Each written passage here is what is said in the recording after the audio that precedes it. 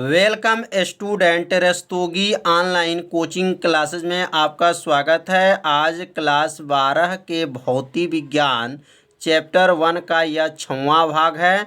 इसके पिछले भाग यदि आप नहीं देखे हैं तो प्लेलिस्ट में ऑल वीडियो है, वहां से जाकर के उस वीडियो को देख सकते हैं। तो यह प्रतिदिन शाम को 6 बजे लाइव क्लास चलता है। तो आप सभी विद्यार्थी इस 6 बजे लाइव क्लास से जुड़िए और 7 बजे रसायन विज्ञान का लाइव क्लास चलता है। तो 6 बजे और 7 बजे दोनों विषय के वीडियो को आप लोग देखिए और एक अच्छे से नोट्स को बना लीजिए। तो इस भाग में हम लोग पढ़ेंगे वैद्युत क्षेत्र क्या होता है और वैद्युत बल रेखाएं क्या होता है, वैद्युत बल रेखाएं के गुण क्या होता है। तो एक एक परिभाषा को अच्छे से समझिए और अपने कॉपी में क्या कीजिए, नोट करते चलिए। तो वैद्युत क्षेत्र क्या होता है? तो वैद्युत के चारों ओर का वह क्षेत्र होता है जहां वैद्युत का प्रभाव का अध्ययन किया जाता है, वैद्युत क्षेत्र कहलाता है। तो यहाँ पर अपने कॉपी में क्या कीजिए,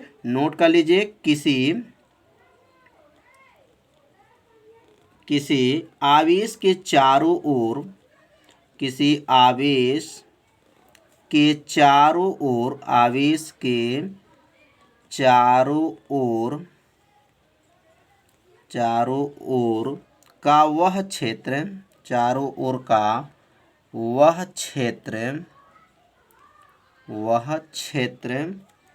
जहाँ पर, वह क्षेत्र जहाँ पर वैद्युत का प्रभाव, जहाँ पर वैद्युत के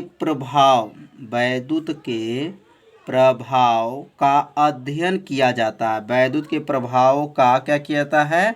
अध्ययन किया जाता है, अध्ययन किया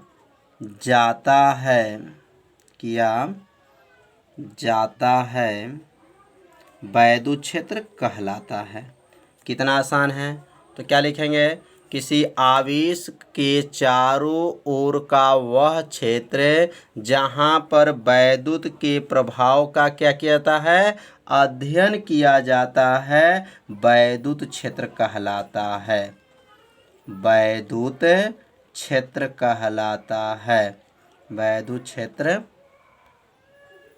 कहलाता है।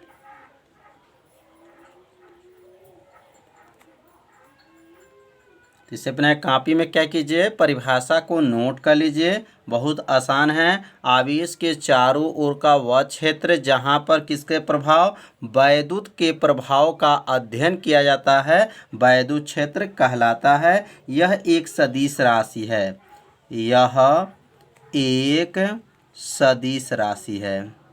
कौन सा राशि है? तो सदिश राशि है, सदिश राशि है। अब पढ़ेंगे वैद्युत बल रेखाएं क्या है। मोस्ट आईएमपी क्वेश्चन अब आ गया, वैद्युत बल रेखाएं। तो वैद्युत बल रेखाएं की परिभाषा को समझेंगे। वैद्युत बल रेखाएं, वैद्युत बल रेखाएं। इसे अपने कॉपी में नोट करते भी चलिए, जिससे क्या होगा, एक अच्छे से आपको नोट्स भी बन जाएगा। तो वैद्युत बल रेखाएं क्या हैं? बहुत आसान परिभाषा है, बस थोड़ा सा अगर ध्यान देंगे तो परिभाषा को क्या होगा, याद हो जाएगा। तो यहाँ पे नोट करेंगे, वैद्युत क्षेत्र के चारों तरफ खींची गई रेखा जो वैद्युत के लगातार क्या करती हैं, प्रदर्शित करती हैं, वैद्युत बल रेखाएं कहलाती हैं। तो यहाँ पे परिभाषा को नोट करेंगे। वैद्युत क्षेत्र के चारों ओर, वैद्युत क्षेत्र के चारों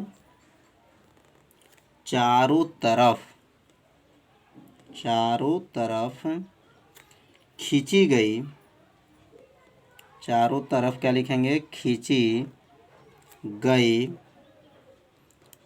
गई रेखा चारों तरफ खींची गई रेखा जो वैद्युत के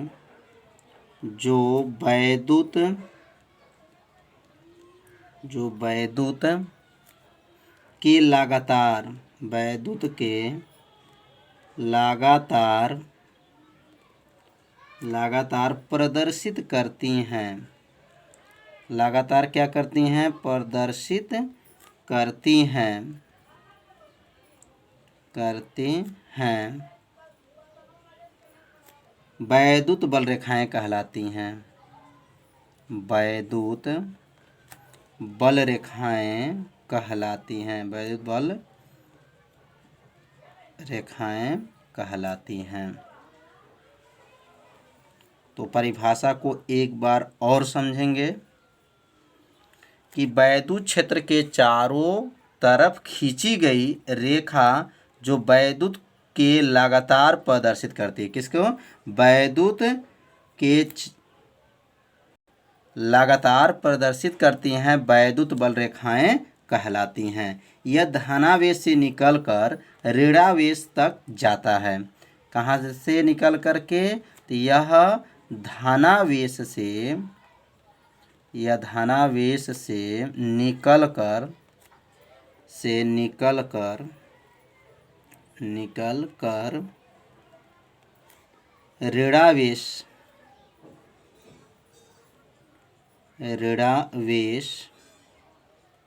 धनावेश से निकलकर ऋणावेश तक जाता है। तो जो वैद्युत बल रेखाएं होते हैं वह धनावेश से निकलते हैं और ऋणावेश तक जाते हैं। तो अब यहाँ पे बनाएंगे कि यह जो धन आवेश है और यहाँ पे जो है ऋण आवेश है। तो धन आवेश से जो रेखाएं होती हैं निकलती हैं और किस में जाती हैं? ऋण आवेश में जाती हैं। ध्यान दीजिएगा, यह धनावेश से निकल करके किस में जाती हैं? ऋणावेश में जाती हैं। और याद रखेंगे वैद्युत बल रेखाएं जो होते हैं काल्पनिक रेखाएं होती हैं। मतलब काल्पनिक मतलब ये रेखाएं कल्पना किया जा सकता है कि वैद्युत बल रेखाएं ऐसे रेखाएं होती हैं। और वैद्युत बल रेखाएं जो होती हैं एक दूसरे को कभी काटती नहीं हैं। यदि काटती हैं तो कटान बिंदु पे दो दिशाएं प्रदर्शित करेंगे जो कि असंभव है। तो यहाँ पे जो है वैद्युत बल रेखाएं जो हैं किससे निकलती हैं और किस में प्रवेश करती हैं? तो प्लस से निकलती हैं और माइनस में क्या करती हैं? प्रवेश करती हैं। तो वैद्युत बल रेखाएं आपको अच्छे से समझ में आ गया होगा। अब हम लोग पढ़ेंगे वैद्युत बल रेखाएं के गुण। तो वैद्युत बल रेखाएं के गुण। वैद्युत बल रेखाएं के गुण अब समझेंगे। मोस्ट आईएमपी ये भी है क्योंकि ये भी क्वेश्चन जो है कई साल पेपर में आ चुका है कि वैद्युत बल रेखाओं का गुण क्या है। तो वैद्युत बल रेखाओं का जो गुण है वह निम्न है। निम्न मतलब क्रमशः एक एक लिखा जाएगा और आप अपने कॉपी में क्या कीजिएगा? नोट भी करते चलिएगा। तो पहला है, यह धनावेश से चलकर ऋणावेश पे क्या होती हैं? समाप्त हो जाती हैं। पहला लिखेंगे यह धनावेश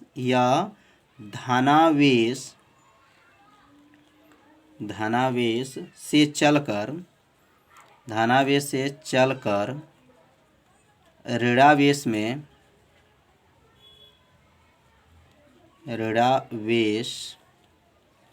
धनावेश से चलकर ऋणावेश पर समाप्त हो जाती हैं।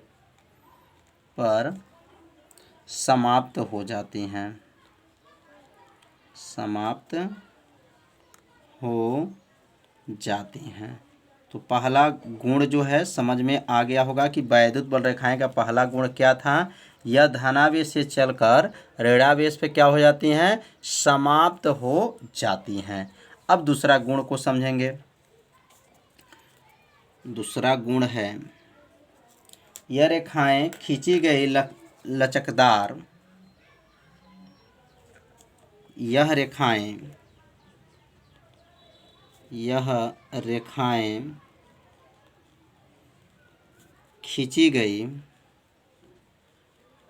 खींची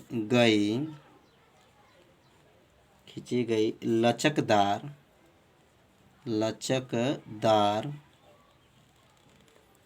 डोरी की तरह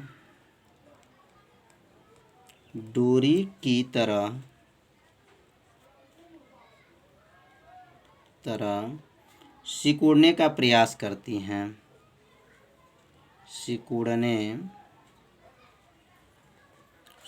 सिकुड़ने का प्रयास करती हैं।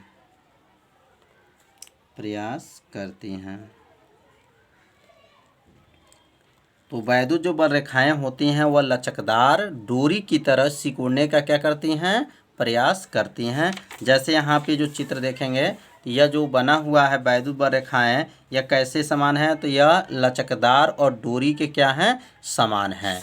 तो अब यहाँ पे समझेंगे, इसी कारण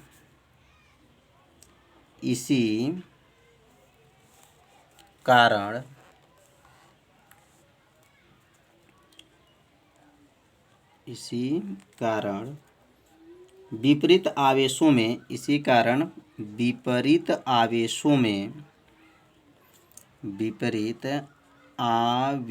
में आकर्षण होता है। आवेशों में क्या होता है, आकर्षण होता है।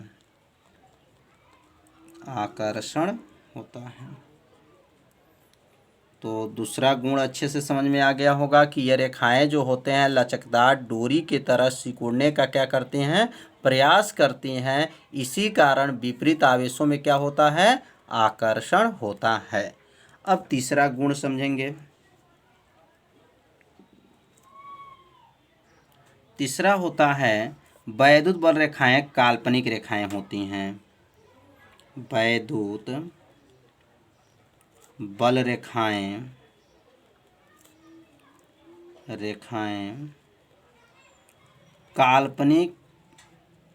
काल्पनिक रेखाएं होती हैं। काल्पनिक रेखाएं होती हैं। तो तीसरा गुण भी समझ में आ गया होगा कि वैद्युत बल रेखाएं कौन सी रेखाएं होंगी, काल्पनिक रेखाएं। काल्पनिक मतलब कल्पना किया जा सकता है कि वैद्युत बल रेखाएं ऐसे होती हैं जो प्लस से निकलती हैं और माइनस पे क्या होती हैं, समाप्त होती हैं। अब चौथा जो गुण होता है, वैद्युत बल रेखाएं एक दूसरे को कभी नहीं काटती हैं। वैद्युत बल रेखाएं एक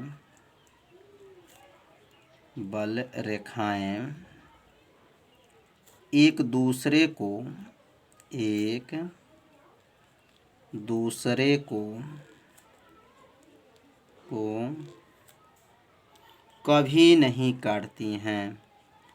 कभी नहीं काटती हैं।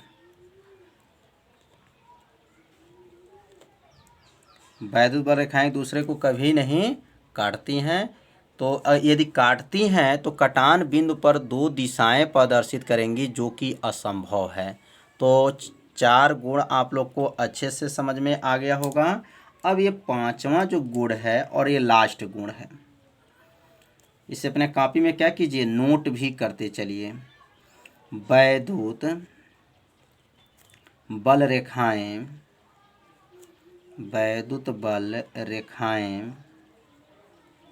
रेखाएं जहाँ से चलती हैं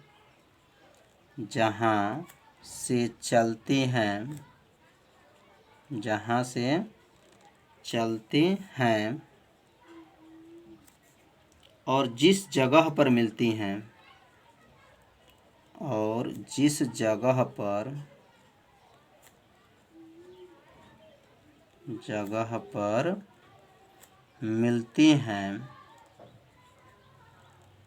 मिलती हैं वे दोनों स्थान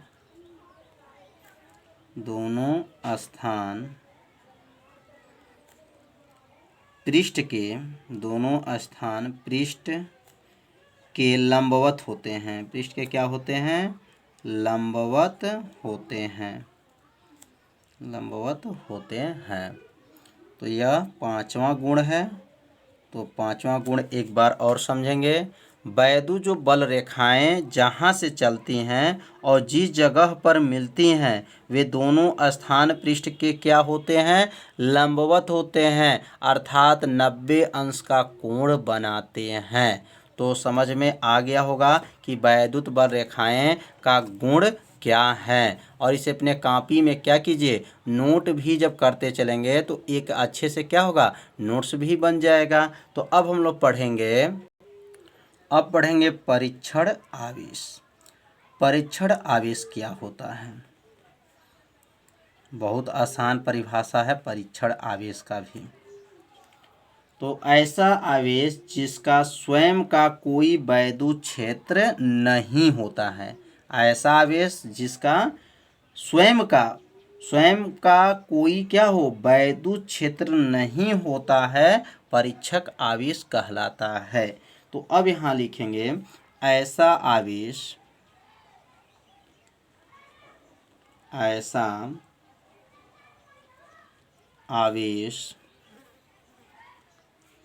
जिसका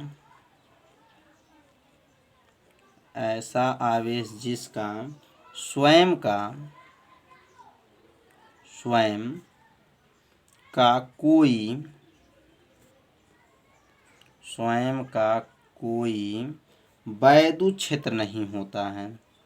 स्वयं का वैद्युत क्षेत्र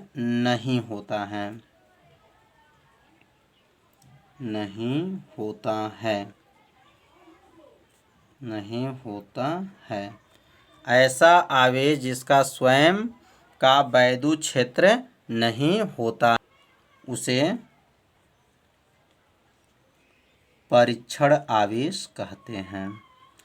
तो परीक्षण आवेश का भी परिभाषा समझ में आ गया होगा कि इसका स्वयं का कोई जो है वैद्युत क्षेत्र नहीं होता है, परीक्षण आवेश कहलाता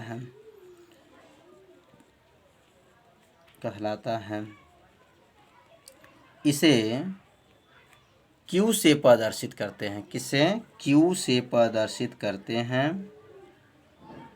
Q से प्रदर्शित करते हैं। इसका मात्रक Q से प्रदर्शित करते हैं। इसका मात्रक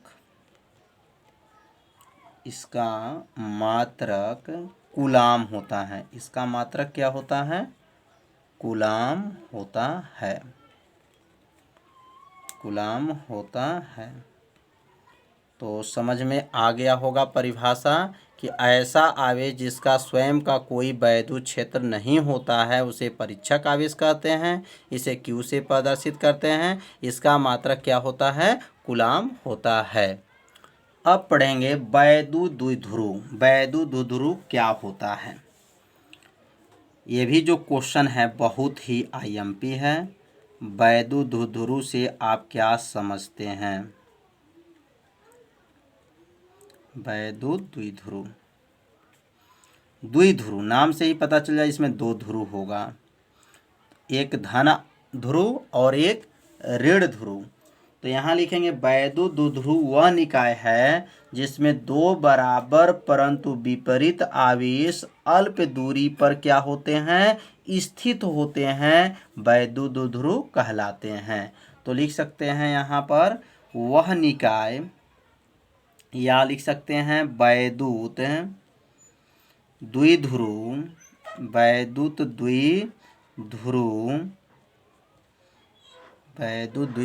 वह निकाय है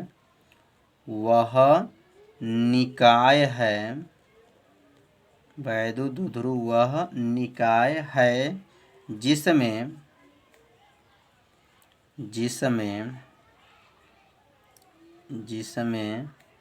दो बराबर, जिसमें लिखेंगे दो बराबर परंतु विपरीत आवेश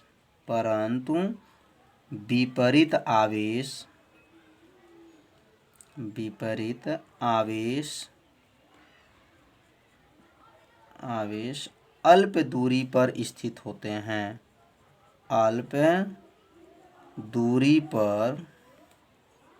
दूरी पर स्थित होते हैं, अल्प दूरी पे क्या होते हैं, स्थित होते हैं वैद्युत ध्रुव कहलाते हैं। वैद्युत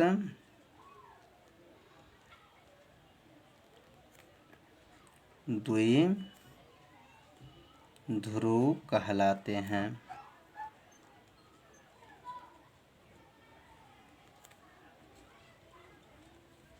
ध्यान दीजिए, वैद्युत ध्रुव वह निकाय है जिसमें दो बराबर परंतु विपरीत आवेश किस पे होते हैं, अल्प दूरी मतलब छोटा सा दूरी पर स्थित होते हैं, वैद्युत ध्रुव कहलाते हैं। जैसे यहाँ पे है एक, यहाँ जैसे एग्जाम्पल में लिख सकते हैं HCl होता है। जैसे क्या होता है, HCl,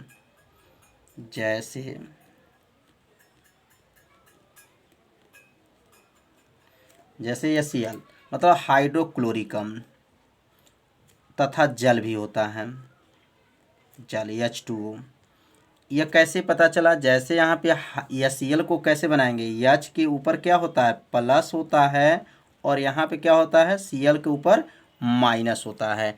तो यह जो H के ऊपर प्लस और Cl के ऊपर क्या है, माइनस है, तो यह अल्प दूरी पर स्थित होते हैं, तो इसी दूरी को ही क्या कहेंगे, वैद्युत द्विध्रुव कहा जाता है। और यहाँ जल का अगर बनाना चाहते हैं तो OH के ऊपर क्या होता है, OH के ऊपर माइनस होता है और H के ऊपर क्या होता है, प्लस होता है। याद रखेंगे, H के ऊपर प्लस और OH के ऊपर क्या होता है, माइनस होता है। तो यह जल के लिए बन सकता है वैद्युत द्विध्रुव आघूर्ण, और यह किसके लिए बना है, तो हाइड्रोक्लोरिक अम्ल के लिए बना है। तो समझ में आ गया होगा कि इसमें आवेश तो बराबर हैं लेकिन विपरीत हैं, प्लस है और यह क्या है, माइनस है। यहाँ भी देखिए प्लस है और यह क्या है, माइनस है। तो आवेश बराबर लेकिन विपरीत है और अल्प दूरी पर स्थित होते हैं, उसी को क्या कहते हैं, वैद्युत द्विध्रुव आघूर्ण कहते हैं। तो आज का वीडियो आप लोग को अच्छे से समझ में आ गया होगा। तो प्रतिदिन ये 6 बजे और 7 बजे वाले वीडियो को आप लोग प्रतिदिन देखिए और एक अच्छे से नोट्स को क्या कीजिए, बना लीजिए। तो वीडियो में आज इतना ही बताया जाएगा। अब कल के वीडियो आप लोग ज़रूर देखिए और अपने दोस्तों को बताइए मेरे चैनल के बारे में, जैसे वो भी लोग अच्छे से क्या कर लें, तैयारी कर लें। तो कल शाम को 6 बजे मिलेंगे, तब तक के लिए नमस्कार।